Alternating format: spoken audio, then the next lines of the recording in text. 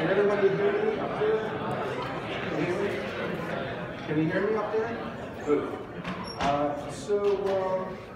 Since I gave a history of computing lecture, many of which you attended last week, I'm going to jump ahead to start talking about formal languages, which were founded in the 1940s. Could somebody also please pass a sign-up sheet? I'm going to take attendance today. Remember, attendance is a big part of the grade. So pass the sign-up sheet, write your name, and student IDs, and sign it. Pass it. So who wants to pass the attendance sheet? Like a couple of sheets of paper. Write your name, student ID, and sign it. Pass it systematically by the end of the lecture. I want all of you to sign your names, so you'll be credited for attendance. And every couple of lectures, we'll do the same. Remember, attendance is part of the grade. Don't get credited for the paper. All right, so formal languages started in the 1940s after the work of Alan Turing. We'll get to Turing in due time, but Stephen Kleene was a student of Alonzo Church, along with Alan Turing. They were both graduate students of Church, and he invented regular expressions, the Kleene star, enclosure, and that thing. We're about to define it in a few minutes, and many other theorems and formal languages properties and computability results were pioneered by him. And on the heels of that, Noam Chomsky, still alive, professor at MIT, is probably in his late 80s by now, pushing 90. And he's a pioneer, a thinker, a intellectual giant. He basically single-handedly revolutionized the field of linguistics in the 1950s and 60s based on formal grammars. He started studying formal grammars to see how language, natural language, the language we humans speak to each other with, can be put on a formal footing and studied symbolically and formally, using logic and generating rules for producing valid, grammatically correct sentences and so on.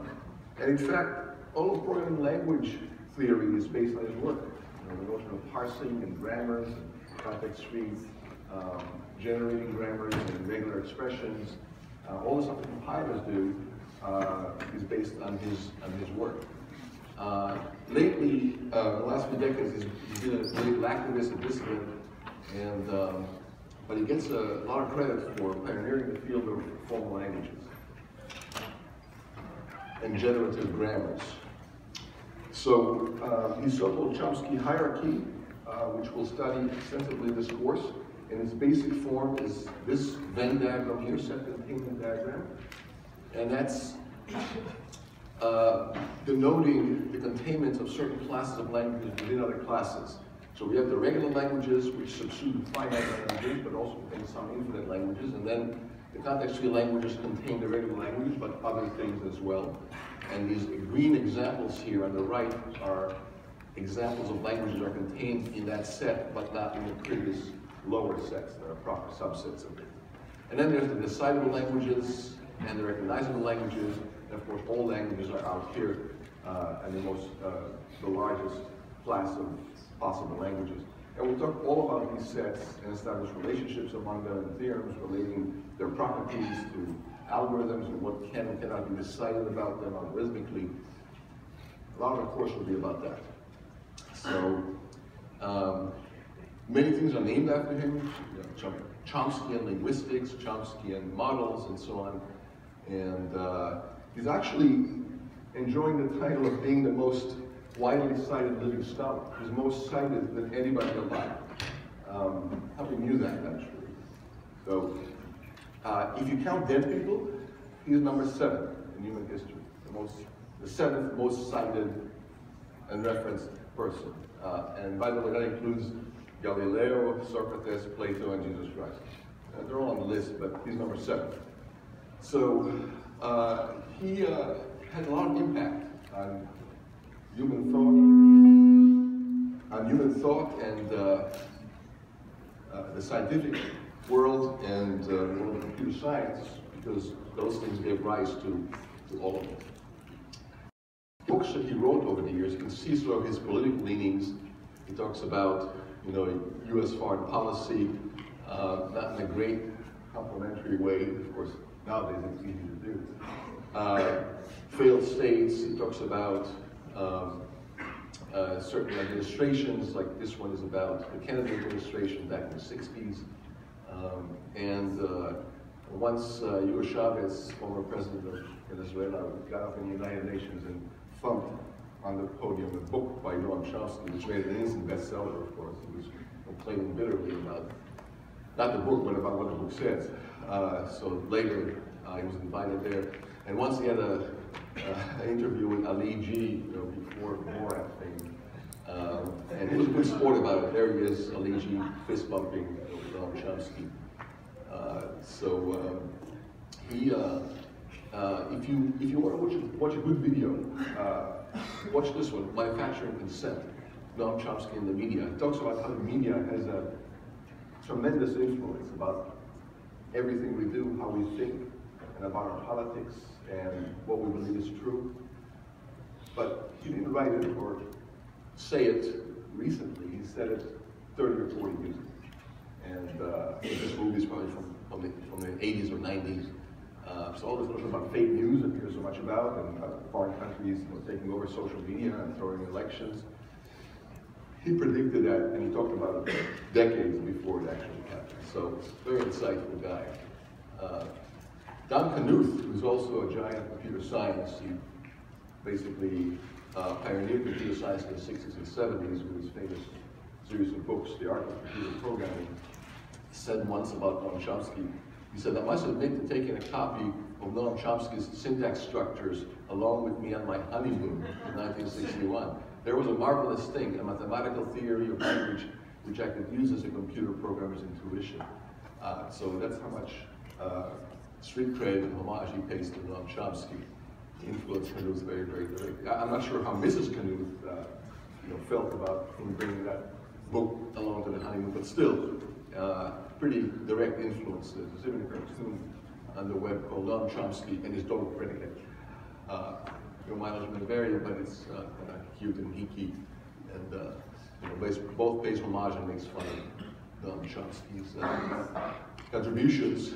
And it's not to say that everybody agrees with everything he says, especially the political stuff, right? So he's very controversial in some circles, and a hero in other circles, but either way, he gets cited, discussed, and challenged or agreed with, and there's some dissenting opinions about his politics, but still, very, very influential.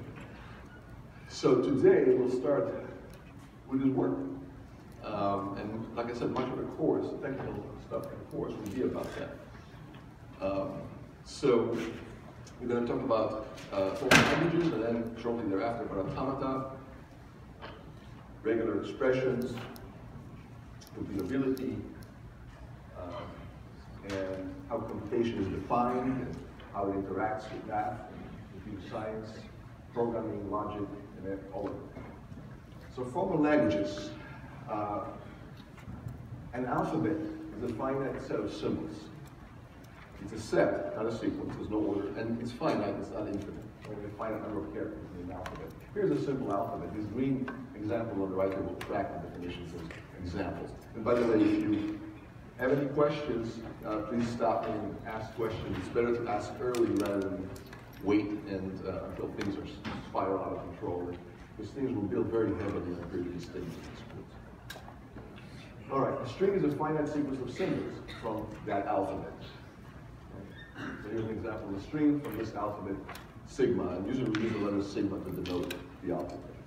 A language is a set of strings. Now it could be empty, it could be finite, or it could be infinite, but it's a set of strings. So remember the types very, very distinctly. Don't let the types get away from you. The types of the objects that we're dealing with. Maybe pass a sign-up sheet from this end too. It's going pretty slowly. I want to make sure everybody gets a chance to sign up the attendance sheet. So maybe start at a couple of sheets from this end. Oh, it's already went that way. Okay, so maybe it goes faster than I anticipated. So we'll go with that, but make sure you sign it before you leave. Okay, so a string length is the number of characters in the string. There's a weird spot here that I have to avoid. I'll try to remember that. Certain acoustical anomaly. Anyway, string length is the length of the string, number of characters. The empty string is a unique string of length 0. There's no restriction. It's denoted using an epsilon or a caret sometimes. And it's the identity element with respect to concatenation. So any string concatenated to an empty string, either on the left or the right, yields the exact same original string that you started with. String concatenation is defined as all the characters of one string concatenated to all the characters of the other string that you concatenated with. So here's an example of concatenation of strings. Now, the concatenation operator can be extended to languages, and to concatenate two languages, L1 and L2, juxtaposition means multiplication, just like in algebraic scenarios. So the concatenation of two languages is simply all the strings of one language concatenated to all the strings of the other language in all possible combinations, all of them. You can't pick and choose. And of course, concatenation is not commutative. If you concatenate the other way, flip it around, you get potentially a different result. Just like certain mathematical operations are commutative and others don't. Commutative, right? So addition is commutative, multiplication is commutative, but division is not commutative. And neither is matrix multiplication, for example. Okay, so string exponentiation is defined as raising a string to the kth power, which means it's concatenated with itself k times. Right, and here's an example, a cubed is AAA. Any string to some power is that string concatenated with itself that many times equal to the power that you're raising it to. So exponentiation now is defined for strings. And language exponentiation similarly builds on string exponentiation. Raising the language to the kth power means concatenating with itself k times. So LL is L squared, L to the k is L times L to the k minus 1, right? So this is an inductive definition, the first definition, where L to the 0 is simply the set containing the empty string. Not the empty set, but the set containing the empty string. These are two different questions. Do languages contain the empty string? Some do, some don't. It's just one more string. So some languages contain the string I and others don't. Some languages contain the empty string and others don't. Depends on the language.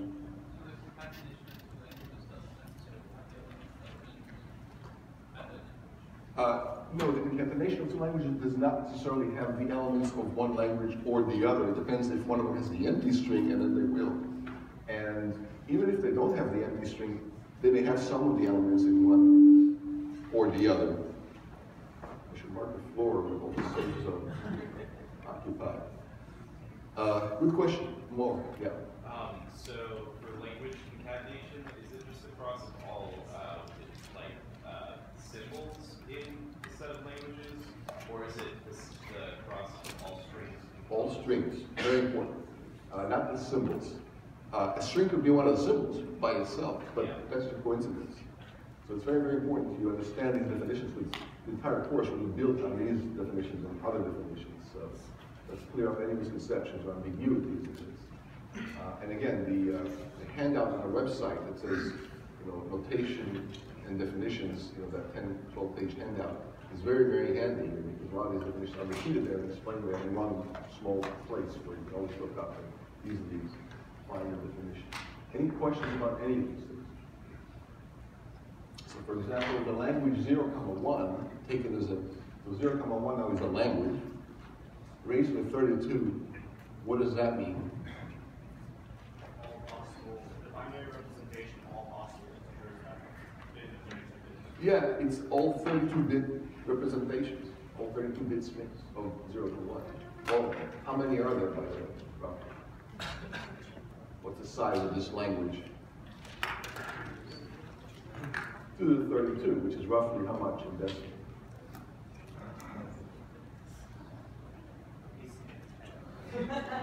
No, don't use Siri. Yeah. 4 megabytes? About four megabytes. It's 4, but not quite megabytes. Gigabytes, terabytes, exabytes, petabytes. Anybody know what any of these? Yeah, what is it? 4 billion, so 4 terabytes. So saying 4 megabytes, you're over by a factor of 1,000. It's like going to, you know, a latte and being charged $5,000. That's how off that. So be careful, because computer scientists, you should wrap your mind very tightly about orders of magnitude. Remember I showed you that videos about orders of magnitude in the first lecture, scale of the universe. And in particular, powers of 2. Powers of 2 you should know this. You should know that 2 to the 10 is 1,000, 2 to the 20 is a million, 2 to the 30 is a billion, 2 to the 40 is a trillion, and so on, roughly. And a whole bunch in between. That you should just run off without hesitation. You know, wake up in the morning and ask yourself these 5 or 10 questions about powers of 2, and you should not hesitate even for a second when you're groggy out of a good night's sleep, or right before you fall asleep because you're so flat. You know, recite your powers of 2. Very important.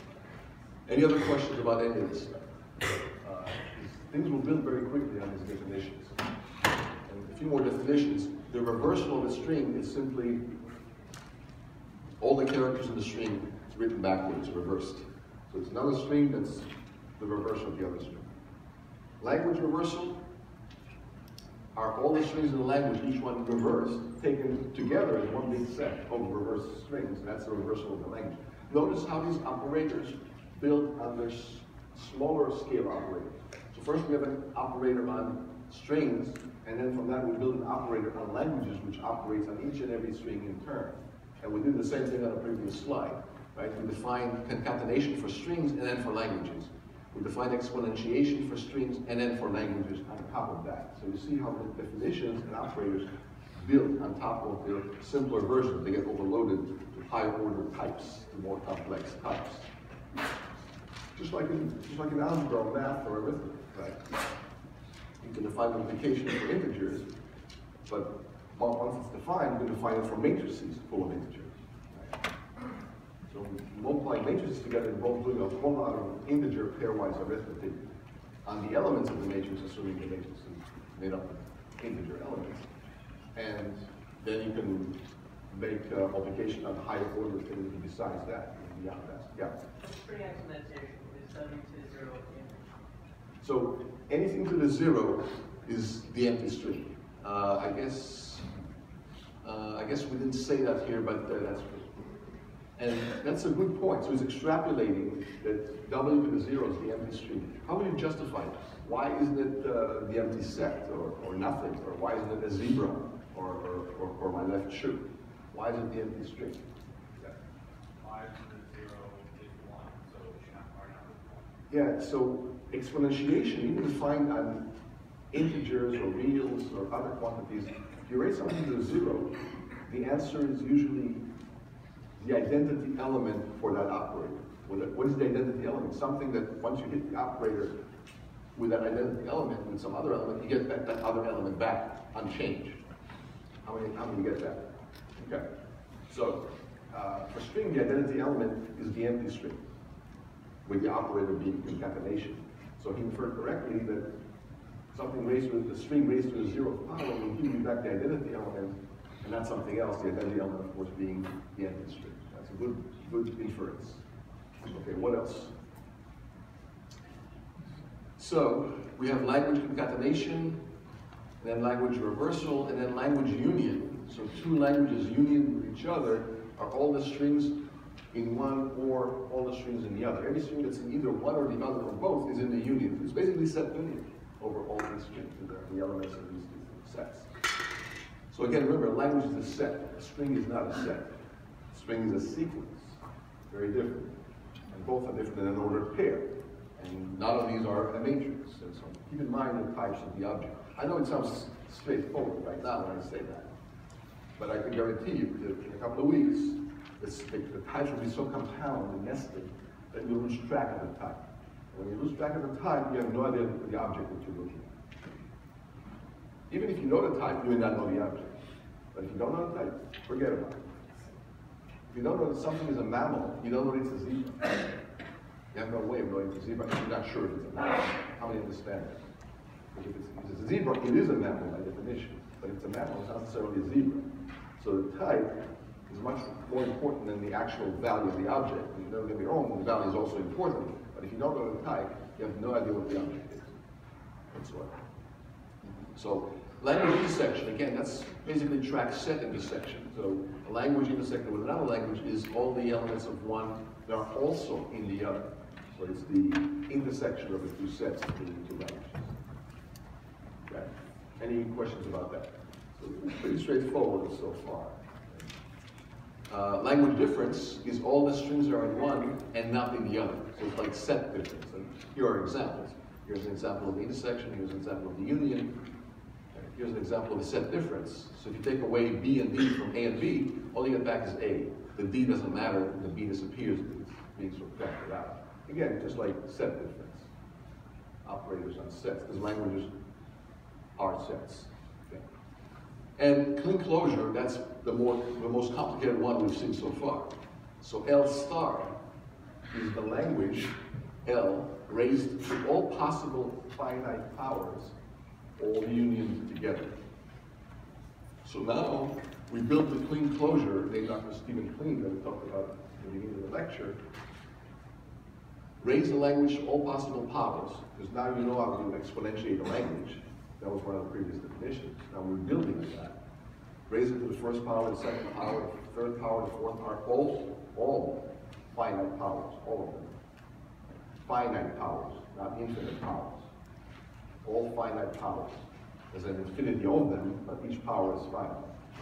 Each one is a language, which is also a set. And then you can union a bunch of sets together, because union is defined up here. And we do that, so it's color-coded purple. You see, union is an or, intersection is an and Kleene closure is a bunch of ors, a bunch of unions. So I'm color-coding things. Pay attention to the colors. I took a lot of things, color-code things properly, so that things are more related to things that are close to them on these slides. I try to be as consistent as I could. In the colors, it's not arbitrary.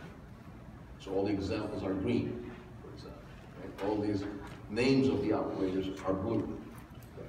I was very meticulous about that, very intentional about that for you, for your benefit. Okay, any questions about Kleene closure? That's a big one. That's a complex operator. It does a lot. Right? So if I take sigma being an alphabet, sigma being, say, A comma B,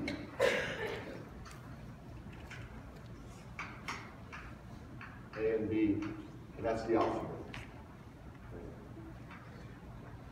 What's sigma star? What's sigma star? How would you explain that in English, rather than regurgitate this definition? Yeah.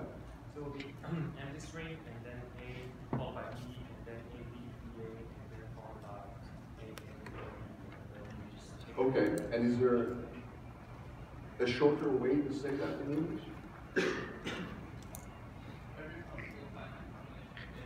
Every possible finite string made of A's and B's is what you said. But it's a little shorter, it's a little more self-explanatory. So it's any combinations of A's and B's, any finite combination of A's and B's taken as a string. How many understand that? Yeah. Any questions about that? Now, let me ask you a couple of questions. First of all, L plus is all finite powers beginning with 1, rather than beginning with 0. So the difference between L star and L plus is simply the first element, the first term in this infinite union. Okay.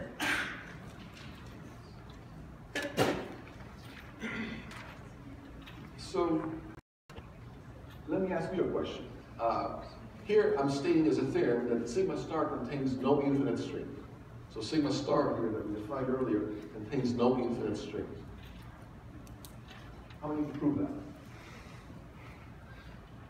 How many think it has infinite strings? Okay. Well, I mean, I guess we better not, because I'm saying it isn't containing any infinite string. So you're not going to contradict what I just stated. But still, why is that true? Why? How would you argue that sigma star contains no infinite string? And let me not be presumptuous. What is an infinite string? So we know what we're talking about precisely. Yeah. A string with infinite length. A string that's so what's the last character of an infinite string?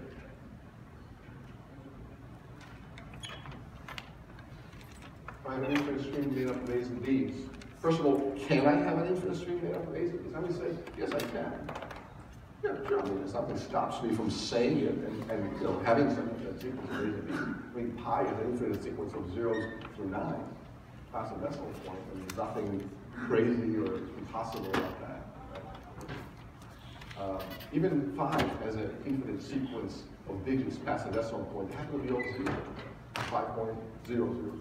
That's still an infinite sequence of 0. So nothing stops you from talking or defining about an infinite sequence. But in this course, strings will have finite length. We'll not discuss or analyze infinite strings. They exist, you can analyze them as a whole theory of them, but it's much more complicated to scope of this course, and probably much to your relief, we will not deal with them. So every string in this class will be a finite string, or finite length. The length will be large, don't get me wrong, it can be a Google or Googleplex or Googleplex factorial, very large quantities, but finite nevertheless. Question? I was going to try to answer what Yeah, of course. What do you say?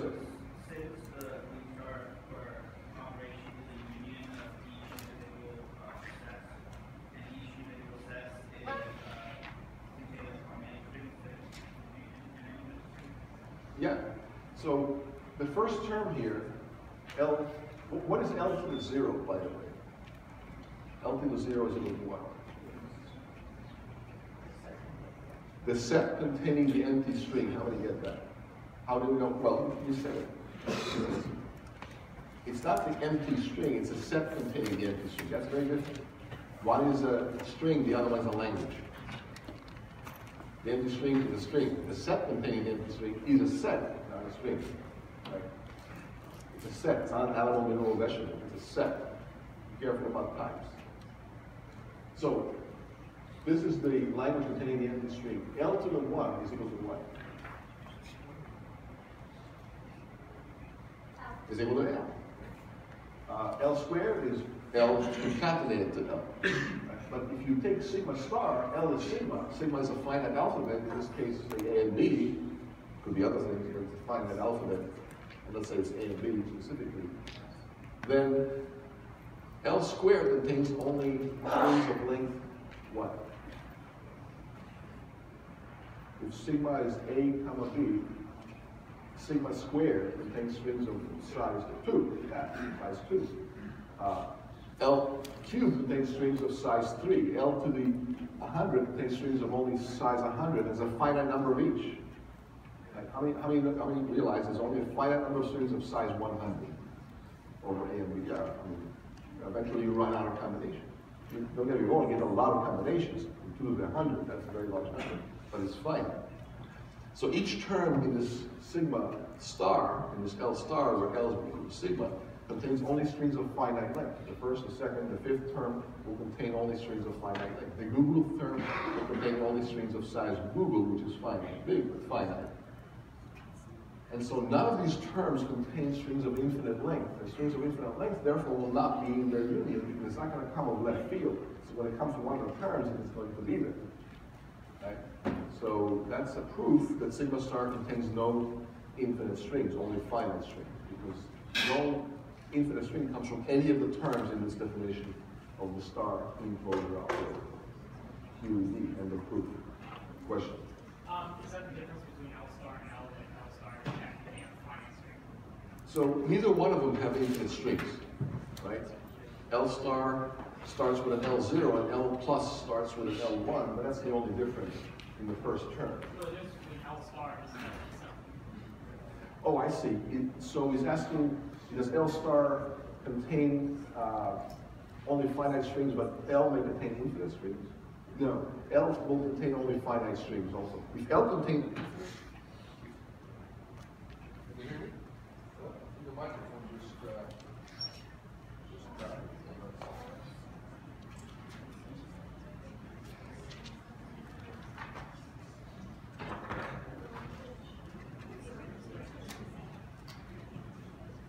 Is this better? Yeah. Okay, so if L contained an infinite string, L star would contain infinite strings too. But L does not contain any infinite strings. L is a language is only a set of only finite strings. Remember, we will not deal with infinite strings in this course. So no language that we will deal with will contain infinite strings. You could define languages on infinite strings, but not in this course. It's too subtle, too convoluted, too far afield, and we're not going to worry about it here. Yeah. So infinite strings will just not be in the scope of what we will do in this course, so you don't have to worry about it. That's a blanket statement. I'm doing you like doing a big favor here by telling you that be up front and then sticking to that for the rest of the course. So you don't have to wonder if it ain't going to happen in this course. Although you could do it in theory in the forums where this is done. Yeah.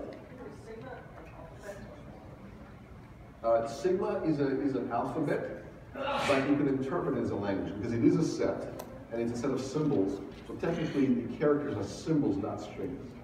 You can take a character, put quotes around it, and now it becomes a string. But technically, it's a symbol when it's part of an alphabet. It's a subtle distinction. It's good that we nail it down very explicitly, like we just did. Okay, what else? Question? So can you reiterate what the difference between L star and L? Well, the difference between L and L star. L star is L, which is this term, union with all other powers of L. So it's a lot more than L, right? It's L union with L squared, union with L cubed, union with all other powers of L. It's an infinite number of powers. And all of them could give you much different results than L. And they're all piled together as one big group. So L star contains L, but it can contain many things that are not in L, because of this concatenation of L with itself, repeated exponentiation of L with itself. Does that make sense? It's like saying, what's the difference between 5 and 5 to the 7th? They're not the same. One is just 5, the other one is 5 multiplied by itself 7 times. Now, does that mean that x to the 7 is always different than x? No. Give me an example where x to the 7 is the same as x. X is equal to 1. So 1 is equal to 1 to the 7. But that's just a coincidence. So L star and L could be the same, but they don't have to. So if L is sigma star, L and L star are the same thing. Now we're saying that sigma star and sigma star quantity starred again, those are the same thing. But that's just coincidence. For that specific L equals sigma star, that happens to be true. That L and L star were one and the same thing. Usually they're not. In fact, if L is finite, if L contains, let me make a statement. If L is finite language, is L star always infinite? How many say yeah? If L is finite language, L star is an infinite language. How many say no, there's exceptions? Okay, what are the exceptions? L raised to 0 is a set of empty string, and that with that operation would still be a set. So you're saying if L is the empty set? Well, if it is a set with empty string, the language that contains empty string, and then we use the closure thing, would still be an empty string. Okay, so basically you're saying that if L is the empty string and a couple of other things? No, just that. Oh, just the empty string. Yeah, okay. So if L is just the empty string, L star is what? The same as L. Because if you concatenate the empty string to itself any number of times based on just different terms, and you'll always get the empty string, no matter how many times you concatenate it to itself, it's still the empty string. But all powers of 1 are equal. It's like all powers of 1 are equal to one another. But that's just coincidence because we pick 1. But if we pick 2 or pi, all powers are not the same as one another. Is that video camera still working? Yeah, all right. So if a language is finite, the clean closure, the star of it, is not necessarily infinite. Other than this case, is that statement true? Other than this example, is that statement true? That if the language is finite, the clean closure of it, the star of it, is infinite. How many say yes? Yeah, how many say no? Is there another language that's finite whose clean closure is also finite, besides this one? So now we're exploring the definitions to see how tightly the mind is wrapped around these concepts and definitions. It's a good thing to do. What do you say?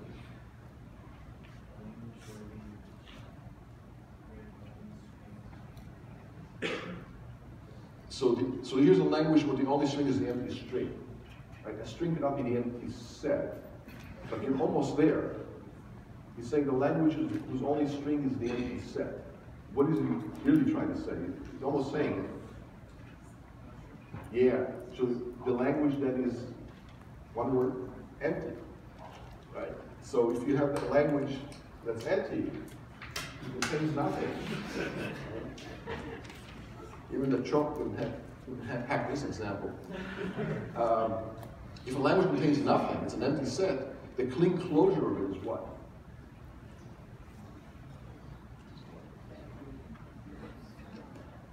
I would say the clean closure is the empty language. I would say the clean closure is the language containing the empty string.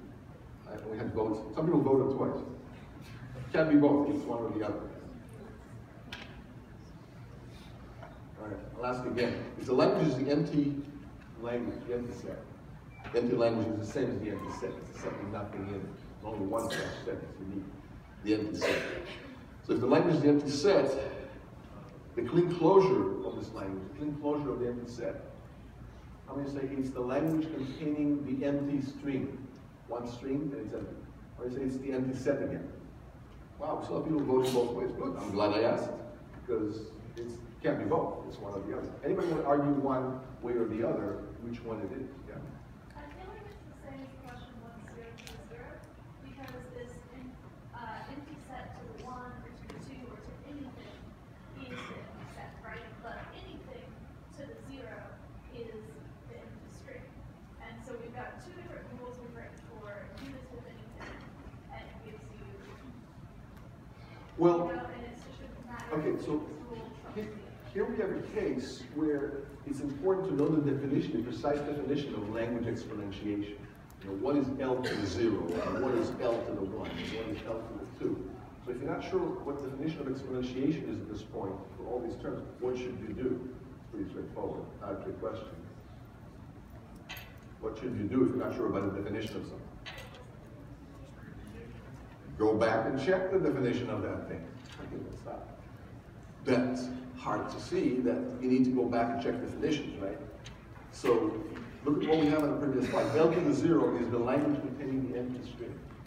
And by the way, why is L to the 0 equal to this thing and not to something else like an animal or a mineral, my left shoe or a vegetable? Why is it equal to that? Why would we find a language raised to the 0th power as this thing? Why not just define it as the empty language, or just the empty string, or zebra? Yeah.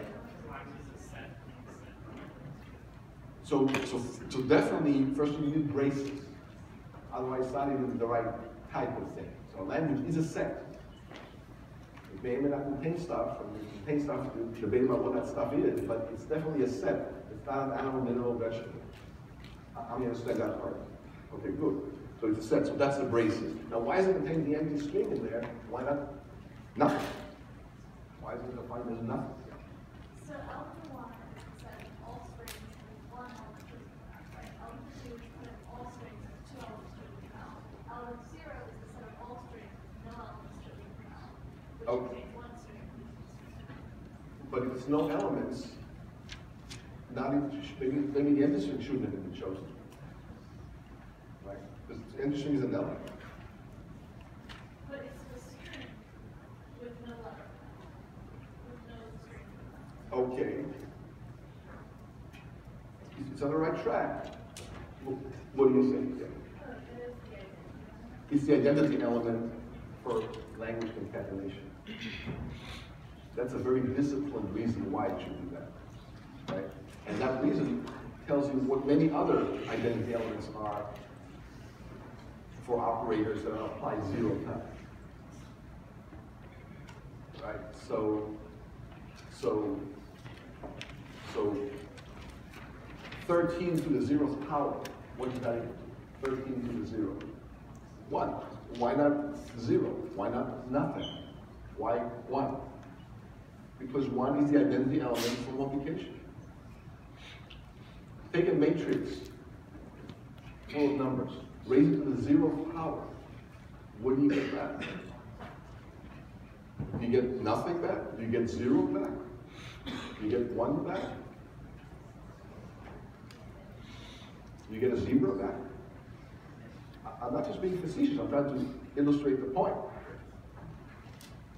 What's a matrix raised to the 0th power? What would you guess at this point? It should be.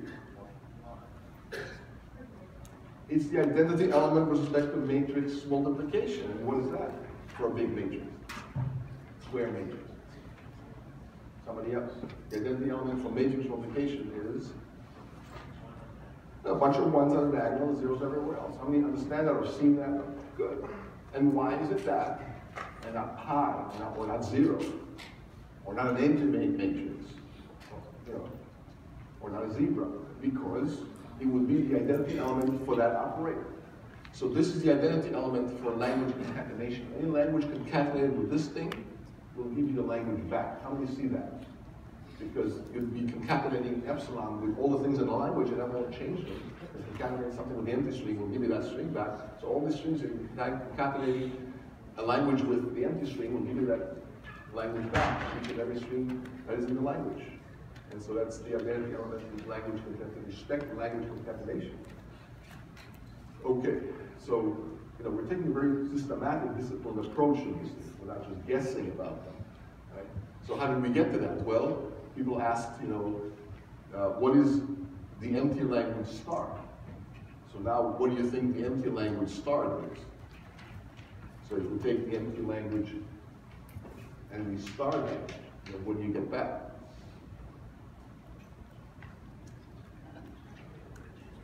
At this point, it's not a trick question anymore. It never was a trick question, but at this point, it should be obvious, right? What is it? You're trying to imply that it is getting empty string, but my question is wouldn't the L1 concatenated with L0 in this case that would make a lot of sense because you've got the empty string concatenated with nothing, which no, you're unioning them together, not concatenating. So the empty string union with something is that something. Well, that's okay, but you're right to worry about that. If there was concatenation, maybe it would be undefined or something. But you're concatenating the L to the 0, which is this language here, with other things, and the power other powers. So already already you have the empty string. And other terms will not give you any other terms besides the empty string. You're not going to get a string that says hello world out of the empty string concatenated with itself a bunch of times. Right? Where are these other characters going to come from? Right? So, it would be that. Or it would be back to L, which is the empty, which is, no, actually it's not L, it's this. So, okay, other than these two examples of the empty language and the language containing the empty string, if a language is finite, will the Kleene closure ever be finite, other than these two examples? I'm going to say yes. I'm going to say no, it will always be infinite. Okay, yeah, that's right. As long as it's not one of these two pathological examples where it's either empty or the language containing the empty string, which are not the same as each other. One of them is cardinality 1, and this one has cardinality 0. This one has one string, this one has no strings. They're not the same language. But if you star them, you'd get the language containing the empty string in both cases. And that's the only two cases where the star of something is finite. If you have any other characters besides the empty string in the language, you star it, you get an infinity of strings, right? How do you see that? Good. Any questions about that? Now you see why we harped so much on infinities the last couple of lectures, the infinite hotel and Cantor's transfinite arithmetic, and the fact that integers are countable and so on and so on. Because now a lot of the objects we're dealing with, other than just a few, will be infinite sets. There'll be languages which are typically infinite. Some languages are finite, others are infinite. And more all the interesting ones are infinite. So it's good to wrap your mind very tightly around cardinalities, infinities, orders of magnitude, right? One-to-one correspondences, dovetailing, and diagonalization. We'll get a lot of mileage out of all of these concepts. Okay, any other questions so far? So sigma star contains no infinite strings, because they will not come from any of the terms here in the definition, and so they will not come from anywhere, so they won't be there.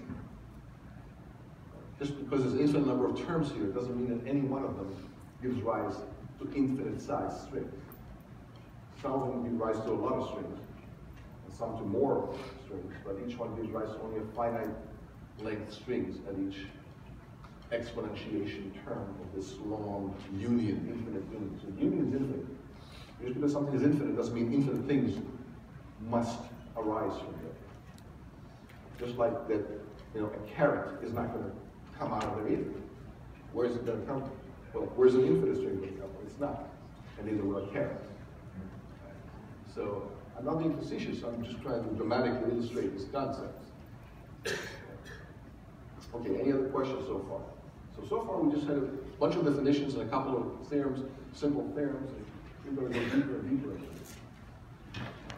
All right, so next, language complementation. So the complement of language, sometimes denoted as L apostrophe or L bar. Sometimes we will say L bar as the complement. Like that, L bar, or not L, or the complement of L. Are all strings are not in the language. So now you know what sigma star is. All finite strings made up of characters and sigma, sigma being the alphabet. So the complement of a language is all strings that are not in the language. Subtract all the strings of L from sigma star. Sigma star is all possible finite strings over the alphabet. Subtract from that the language itself, and that's a complement of the language. All things are not in the language. How many understand this? So it's the set complementation. Now when you complement something, you have to make sure you complement it with respect to some known universe of objects.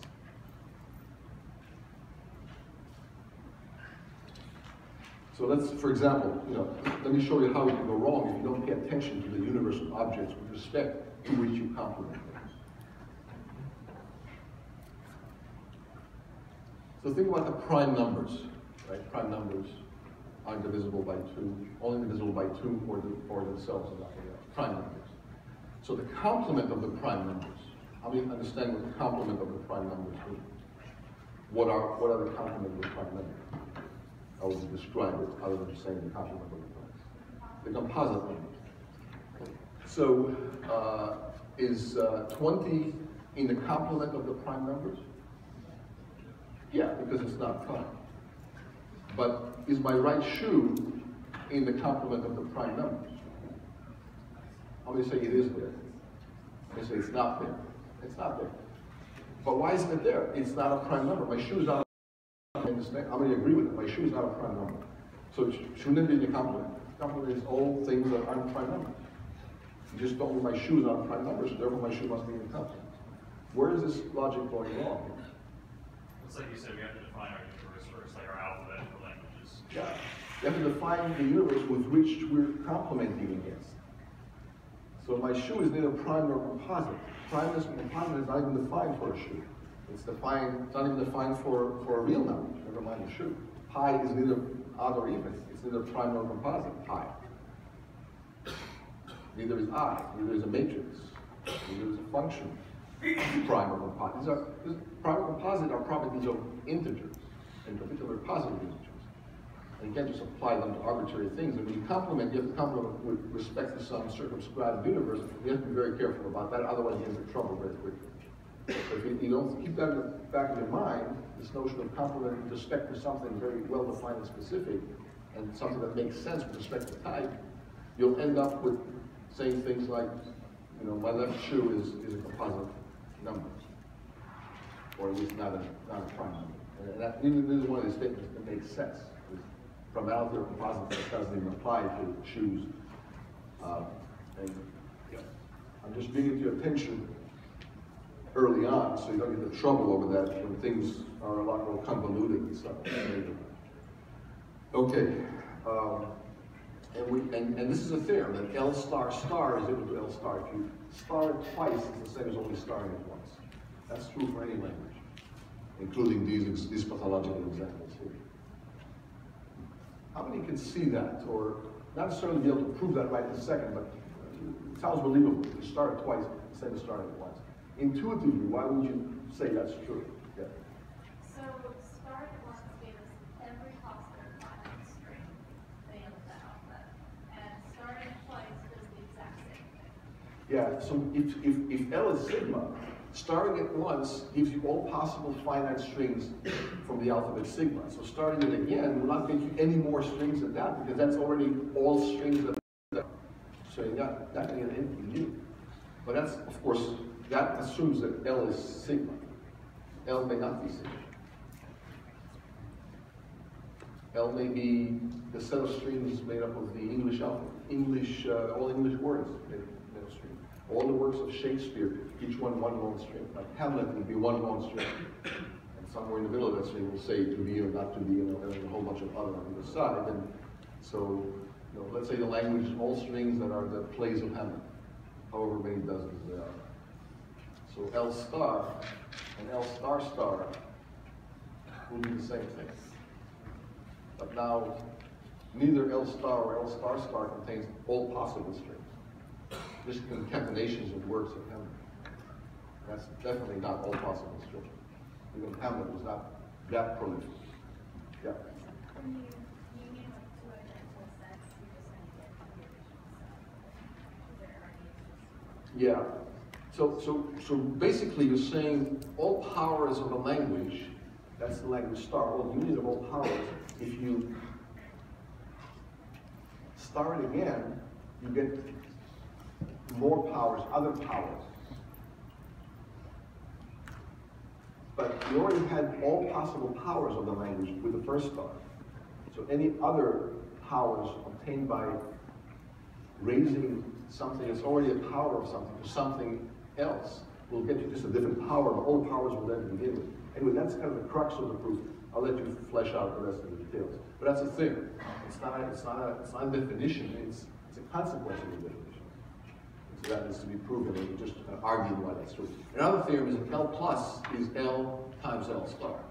That is more obvious, right? If you take L plus and you compare it to L star, the only difference is in the first term. So if you take L star and multiply the whole thing by L, all these powers will be clicked up by 1, and then you get L plus. How do you see that? Because concatenation distributes over union. Just like in arithmetic, multiplication distributes over addition. So A times B plus C in parentheses will be A, B times plus AC, right? That's a distributive law. So it's a distributive law which you can use to your advantage here. Okay. So the trivial language, we've already seen it, now we give it a name. So it's a language that contains only the empty string. It's called a trivial language. And the empty language, we already saw that over here, it's a language containing no strings. These are both unique languages. There's no other language that's the empty language other than this thing, and no other language that's the trivial language other than this thing here. The cardinality of the empty language is 0. The cardinality of the trivial language is 1. Okay. And that's one reason why they're different. Yeah. I had a question about the second theorem there. Yeah. So would that apply to the empty language as well? Because if you do the empty language for L plus, it doesn't contain L0, which would be the empty string. So it would just be empty. But then if you do L times L star. Oh, good. So if you apply this to the empty language, you get empty here, and that one would have the empty string. And that one would have the empty string. I get why it would work for the other ones, but Yeah, that's a good question. For extra credit, resolve that one way or the other. I'll leave it up to you. But that's a very good observation. He's asking whether this is true right here, if L is equal specifically to the empty language. Good. And if it's not true, then we have to modify this theorem, right? To say this is true unless, or for all languages being non-empty, for all non-empty L. I'll let you try to split that pair for extra credit. Excellent question. Means you're thinking about this definition of a constant. Other question you have back there. Yeah, I think it's true because when you select one from the empty set, there's nothing to select from, so you end up with an empty set. So it holds for. Yeah. So what he's saying is that if you apply this here, and you concatenate all of these things, you concatenate L to L plus, and L plus will be the empty language. If you try to concatenate an empty language to something else, there's nothing to select from, and there's no possible terms in the concatenation because you have nothing to select from. So it doesn't matter what else you concatenate it to, you get the empty language. But what he said earlier is that, yeah, that would be an argument why this will be empty here. But he's saying, but this won't be empty, you know, by this reasoning here. It will contain the empty string and it won't be empty because there's one string in the empty string in the spot, because the empty string will come out of the L to the 0. So still, having said that, let me give you a chance at extra credit to try to resolve one or the other, but it's an excellent point. He's saying this theorem may have to be modified with a slight contingency, L being not empty. Okay. Excellent point. Okay. More theorems. Sigma star is countable. Now, before we learned about infinities, we couldn't have resolved this. But now we can. Why is sigma star a countable infinity? Well, first of all, why is it an infinity? Why is sigma star infinite for any non-trivial alphabet, for any alphabet that has at least one character? So let's make it simple. Let's say if the alphabet only has the letter A in it, not even a B, just one character, A, one symbol, A. Sigma star is what in English? If sigma contains an A, sigma star is not a trick question. Yeah. Any finite string of A. Is the empty string one of those? How many say the empty string is a finite string made of A's? Yeah. How many A's? 0 A's. Good. Well, it's there. So sigma star, A star, is all finite strings made of A's. Why is there a countable number of them, not an uncountable number? Let me not be presumptuous. What is a countable infinity? I know we talked about it last time, but it's a new week. What's a countable infinity? Yeah. An infinity of the same size as the set of rationals. Yeah, infinity of the same size as the rationals or the integers. You can count them, 1, 2, 3, 4. Is that true of any infinity? You can count the things? No, because in the reals you already saw you couldn't count them. And what was the argument for not being able to count the reals being therefore uncountable? What was the proof technique that we used? One word. Diagonalization. How many remember that? Diagonalization. Remember those two techniques, dovetailing and diagonalization. We'll get lots and lots of mileage out of them throughout this course, dozens of times. The answer will be diagonalization of dovetailing. Of course, that's the one-word answer. Then you have to explain why the answer is true, why the answer is descriptive of the solution. That would take a sentence or two or a paragraph. But it's nice to be able to answer a question with a single word. And why would I sometimes insist that you answer me with a single word? First with a single word, then you can expand it. But why a single word or a two-word phrase? Why do you think I would sometimes say use one word to describe the answer? That's a meta question.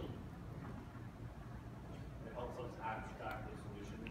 It helps you focus on what's the most important aspect of your solution. Right? If you have to write an essay with only 100 words, it's much harder than using 5,000 words. How do you understand that? It's just harder. Because you have to pick your words very, very carefully and focus on the most important words and be very thrifty in your succinctness of expression, and that requires a lot more thought, and it requires you to understand what's the most important aspects of this blurb you're going to utter for the next 5 minutes. Not all words are created equal in terms of significance and importance and their relevance to what you're saying. You have to cut away the fluff, which means you have to understand what the fluff is with respect to the important stuff, and that's not easy to do sometimes. Right? One of my favorite questions in PhD defense, when the graduate student worked for 5 years and is about to present their work to the committee, to the PhD committee, and they have an hour to do this. One of my favorite questions to ask them is, explain to me what you've done in one sentence. Most of them fail to answer that question. They can easily tell you what they've done in 1 hour, or even 20 minutes, but not in one sentence. They were never prepared for that. And in fact, they can't even do that, unless they went back and thought about it really hard for a day or 2 or a week, and then they can come back and do it. But if they, and how many see, that's a really good question. How many heard of the elevator talk? What does that mean? You got 20 seconds to explain to a venture capitalist why you want $20 million from them, and the elevator door just closed. And you're going up, and by the time the elevator door opened, that person got to be convinced that you have an interesting idea. And if you can't tell this VC what you want the money for in 20 seconds, or why it's cool and important and significant and potentially successful, goodbye to you and forget about it. How many have heard of that scenario? So we'll do this here. I'm going to say one word, tell me why this is true or what the answer is. And you have to be very, very thrifty in your use of words at that point, and it forces you to focus on the important stuff. Right? And venture capitalists do this over money, and for a very good reason. If you can explain your killer app in 20 seconds or 30 seconds, you probably don't understand it yourself. Or it's probably not that compelling. Take your pick. Either way, you don't get the money. So, sigma star is countable. One word, what's the answer?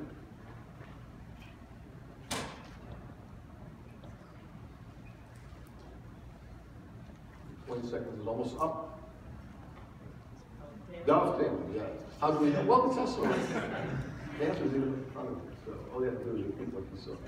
But more importantly, understand why that's the right word if you only got one word to say. And by the way, why is it dovetailing? Now you can use a whole sentence. Why is dovetailing descriptive of the answer that the number of strings in sigma star, sigma being the letter A, why is that number of strings countable? You got a whole sentence now. Explain dovetailing, how dovetailing is a good word.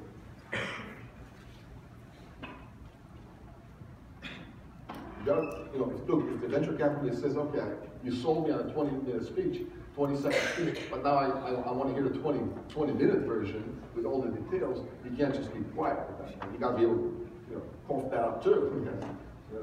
It's not just the elevator talk that they want to, that's the stuff that gets them hooked, but then they want to hear the rest. So what's the rest? So you can assign a discrete integer or natural number value to each of the elements of that set going out to infinity. Kind of creates this example. And what would the value be for a particular string? Any particular string. It's like the infinite hotel. Yeah, but let's nail down the value. So I have a string of 13 A's. What would you number that with? 13. Okay, but you didn't say that right away. So each string will be assigned an integer that's equal to its length. Now you're dovetailing all integers based on length. Now, if the alphabet has A, comma B in it, it's a little more involved now. The alphabet has 2 characters, A and B. Sigma star is still all finite combinations of A's and B's. And what's the dovetailing now? And now you can use a full sentence. How would you number all strings of length, arbitrary length made of A's and B's? How would you number them with all the possible integers? Same way you did fractions. You think about, say, your A's and your B's in fractions, that traverse municipal pattern. Okay, but a string is not an A over B. It's A's and B's interspersed in some arbitrary combination. Yeah. Yeah. Sort all the strings by length. There's only a finite number of strings of size 2. How many of them are there? 4. Right? A, B, B, A, and B, B. How many strings of size 5 are there? Of A's and B's. It's not hard. How many strings of size 5 characters, A's and B's are there? 32, 2 to the 5th. So sort all the strings by length, and within length by dictionary lexicographic order, so AA will precede AB and so on. And you have a long list. Now just number them, 1, 2, 3, 4, 5, all the way down. There's your dovetail. How many get that? Okay. That's, you know, the one paragraph description of that one word dovetail. But when I say dovetailing, you know, you should sort of imagine all that. Okay. Now, why is 2 to the sigma star uncountable? Now here, let's not be presumptuous at all. You know what sigma star is. What's 2 to the sigma star? Well, if you have a set S, more generally, what's 2 to the S? What does that mean? For a set S, 2 to the S is get the power set. The power set is a set of all subsets. So it's a set of sets. So 2 to the S is the set of all subsets of S. It's not equal to S. S is one of those subsets as an element with braces around it. But there's other elements, there are other subsets of S, and all subsets are there in 2 to the S. How many get that? Okay, so you've seen that notation before, the power set notation. Sometimes it's spelled like with a capital, you know, P parentheses or whatever, you know, P of S, where P is this script big P. But that's okay. Here we use 2 to the S to denote the power set of S. And the reason we use 2 to the S is because the cardinality of the power set, if S is a finite set, the cardinality of the power set is equal to what? The size of the power set, how many elements are in the power set, the cardinality of the power set is equal to what as a function of the size of S? 2 to the cardinality of the set is the cardinality of the power set. How many get that? Why is that true? Somebody prove it. In one sentence, let's say. Give you a sentence, not a word. Yeah. So, for the subset, every element is set to either in it or not in it. So there are 2 options for every element. Yeah. So 2 times itself, one Yeah. for every element, 2 to the... Exactly. So you take an element, you can either take it into the subset or not take it into the subset. There's 2 choices for every element, and a subset for every element will either that element be in it or not be in it, and there's k elements, so there's 2 to the k different combinations, so yeses and nos, 1 per element, right? Being or not being in the set. End of story. Right? So the cardinality of the power set is 2 raised to the cardinality of the set itself for finite sets. How many understand this proof? Okay, any questions about that? It's important. Okay. And it turns out, for infinities, it's also true in the sense that in a transfinite arithmetic sense. In particular, the cardinality of the power set is bigger than the set itself. Always. For finite sets, that's true, and it's true for infinite sets, too. So now we know what 2 to the sigma star is. What is 2 to the sigma star? It's the power set of sigma star. How would you describe in English 2 to the sigma star, therefore? What does that mean? It's only 3 symbols, but it's a very convoluted, heavy notation, heavy, you know, it spans, you know, to a huge degree in terms of the object that it yields.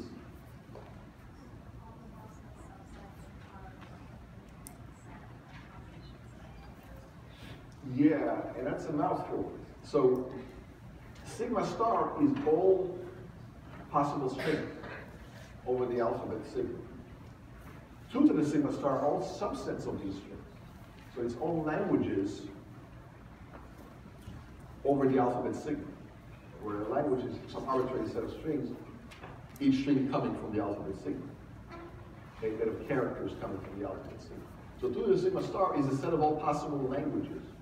All possible languages, all finite languages, all infinite languages, and every other language is in the power set also as an element, not a subset. So 2 to the sigma star has a very compound type. A language is already compound. A language is a set of strings. A string is already compound type. What's the type of a string? A sequence of characters. That's already compound by saying it's a type of another type. So it's a sequence of characters. A language is a set of sequences of characters. It's a set of strings. We just said a string is a sequence of characters. A language is a set of sequences of characters. So what's the type of 2 to the sigma star? Just the type, not the actual value for a particular sigma. Now I'm waiting. Is it an animal, mineral, vegetable? What's the type of 2 to the sigma star? You see, we're up against potential type errors already. And it's already, it's just the beginning of formal languages. It's going to get a lot worse. So I'm asking for the type of 2 to the sigma star. How many know the type? Just a few of you. What did I tell you? How did I know this was going to happen? Because it happens every single semester. We're doing this for longer than you've been alive, and this happens right away. The type gets away from you. And like I said, if the type gets away from you, you have no idea what the object is actually. Because if you don't know it's a mammal, you have no idea if it's a zebra or a horse or a mouse. Because if it was any one of those things for sure, it would automatically be a mammal. So if you don't know the type of 2 to the sigma star, you have no idea what it does. I'm just saying. So let's nail it down in the next 2 minutes. What's the type of sigma star? It's a set. A set of what? Of strings. And what's the type of a string? A string is of what type? Everything is a type. The sequence of characters. The sequence of characters. Good. So sigma star, its type is a set of sequences of characters. So it's nested 3D. A set of sequences of characters. It's like in programming, you have an array of pointers. And each pointer can then point to other things. It's a compound or nested type. You can have an array of records of pointers to websites. That's a nested compound type. It's not just an integer or a real. So the type of sigma star is a set of sequences of characters. But what's the type of 2 to the sigma star? Again, it's not that hard of a question. I just want somebody to say it correctly. At least once. Yeah. It's a set of sets of sequences of characters. It's nested 4D type. I understand that. Okay. So all subsets of sigma star will be there in 2 to the sigma star, each one as an element. So wrap your mind very tightly around that. Now, why is that uncountable? You can prove that by diagonalization. And I'll leave it up to you as an exercise to prove that 2 to the sigma star is not countable. Yeah, it's infinite, but it's a much larger infinity than the integer. It's like infinity of a real. It's uncountable. And try hard to solve that. And in the book, we're about to enter we are entering chapter 1, finite automaton, and next time we'll pick up with finite automaton proper. And soon there'll be homework number 2 posted. Probably before homework number 1 is due. Any questions?